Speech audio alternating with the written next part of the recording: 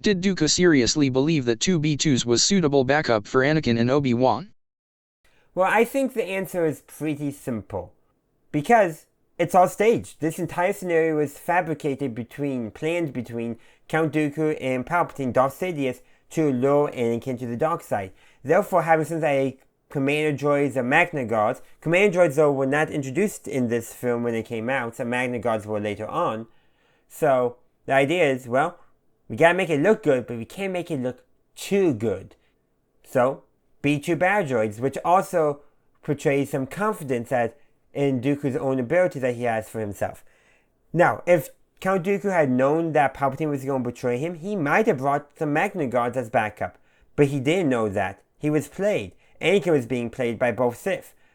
So, it was a staged thing. So, I don't think he seriously believed that two B2 battle droids were suitable backup for engaging two Jedi. Rather, he thought they were the appropriate backup for the plan that he and Palpatine agreed to turn Anakin to the dark side. He thought that was appropriate. Not the best, not the most suitable, but the most appropriate for the plan. If he had known what Palpatine's real plan was in betraying him, he would have thought that the Magna Guards or something else would have been the appropriate backup, because it would have been most suitable should the scenario had not been staged for turning Anakin to the dark side.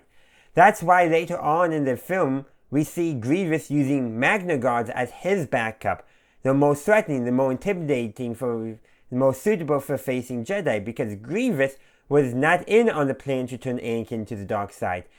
He was not in that Palpatine and Sidious are the same person.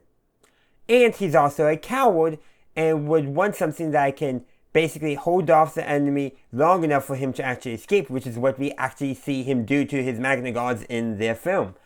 That is what's going on. That's the character's motivations. But that's how everything in you is, a Watsonian perspective, if you will. But what about the Doris, outer universe? What was George Lucas thinking?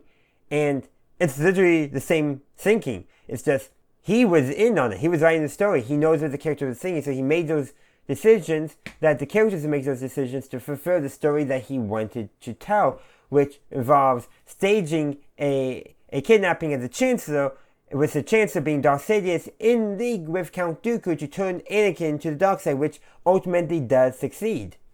In other words, it was the appropriate thing for the story, from both how the characters were thinking in universe and what George Lucas wanted to say in the story, and how he wanted to say it. But that's what I got to say. I would love to hear your thoughts in the comment section down below. Thank you for watching my video. I do hope you enjoyed it. If you did, please be sure to give this video a like and share. Also, consider subscribing to my channel to stay up to date on all my latest content. In the meantime, thank you for watching, and as always, have a good day, a good night, wherever you are. May the Force be with you, always.